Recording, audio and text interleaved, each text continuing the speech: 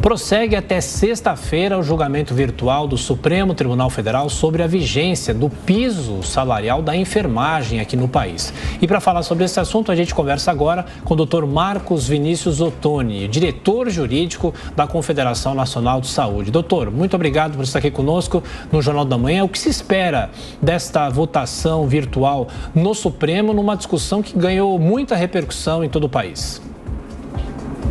Muito bom dia a todos. É um grande prazer poder estar aqui e conversar sobre esse tema tão relevante para toda a sociedade. Esperamos que o Supremo ratifique a decisão do ministro Barroso, principalmente porque ela está muito ponderada e ela busca a procura por mais dados, por mais sustentabilidade, para que a gente possa implementar o piso salarial da enfermagem, que é tão legítimo o pleito e tão merecido para essa categoria tão importante para o combate à pandemia. Roberto Mota, a sua pergunta. Doutor, bom dia. Esse assunto já foi discutido no Congresso Nacional, envolvendo também o Executivo. Esse não seria o fórum mais adequado para tratar de um assunto que tem a ver com orçamento, com planejamento de gastos? Perfeito. A ponderação ela é muito importante porque, de fato, seria o correto e é como nossa Constituição prevê o trâmite correto para poder aplicar um benefício como esse. Infelizmente, não ocorreu durante o processo legislativo da forma como deveria ter sido feito. Chegou-se a apurar quais os impactos que acarretariam para esse piso, porém não se tratou da fonte de custeio. Então, durante o processo legislativo, você identificou a legitimidade da categoria em ser beneficiada por esse novo piso. Você chegou a identificar o impacto, que é extremamente elevado, tanto para estados, municípios e para todo o setor privado, porém não se chegou na fonte de custeio. Então, entendemos que a ausência desse elemento imprescindível e determinante para o pagamento acabou viciando e eivando de inconstitucionalidade todo o processo. Amanda?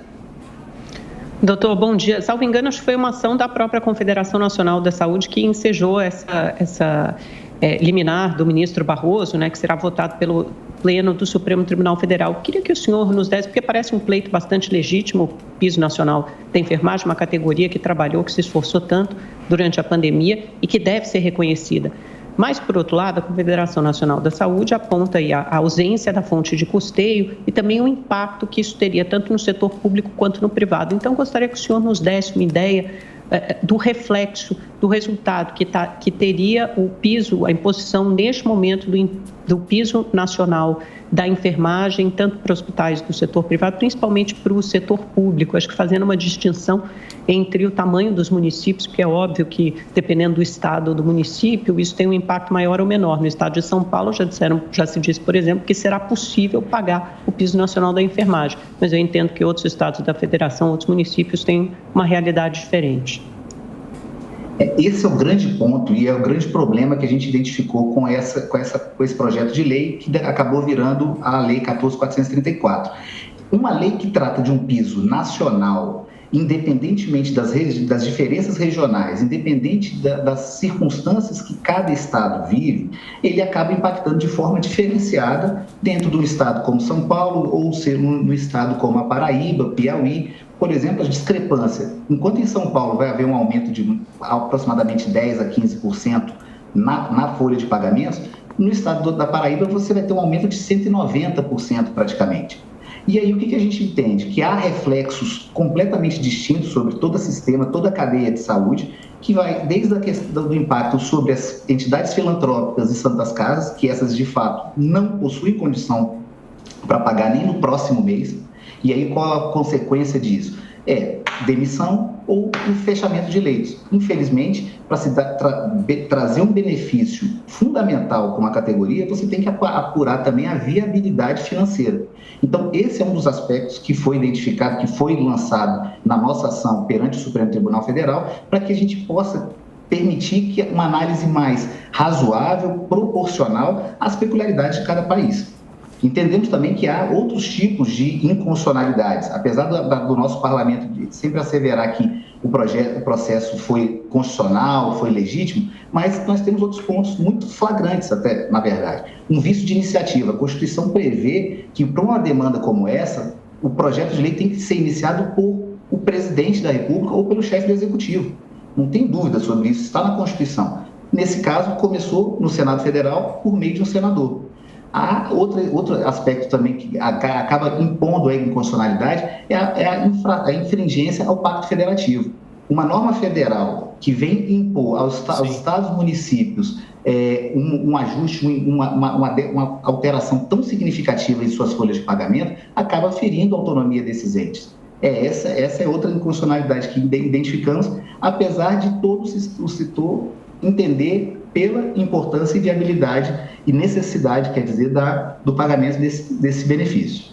Agora, doutora, a categoria ameaça entrar em greve diante do impasse. Existem regras previstas em lei para uma paralisação de enfermeiros? Sim, e nesse caso a gente está falando de um serviço essencial à saúde, né? Então, no caso da enfermagem, há várias manifestações estão sendo feitas, entendemos por legítimas, entendemos nós, enquanto prestadores, enquanto hospitais e clínicas, entendemos que nossos colaboradores precisam estar satisfeitos, precisam estar alinhados com a realidade financeira, porém temos uma preocupação quanto a esses movimentos. Qual é o nosso critério? Que não se prejudique a prestação de serviços à saúde. Esse é o principal elemento que nós, enquanto prestadores, temos como foco. O que a gente preocupa? Na verdade, trazer um benefício como esse, ele, apesar de justo, tem que levar em consideração as consequências. Então, não adianta você criar uma lei que vai trazer um benefício financeiro, mas ele vai acarretar no final, na conta, demissão ou prejuízo à cadeia de saúde como um todo. Essa é a nossa preocupação mais latente atualmente. Dr. Marcos Vinícius Ottoni, diretor jurídico da Confederação Nacional de Saúde. Mais uma vez, doutor, obrigado pela atenção. A Jovem Pan continua acompanhando esse debate. Até a próxima. Muito obrigado.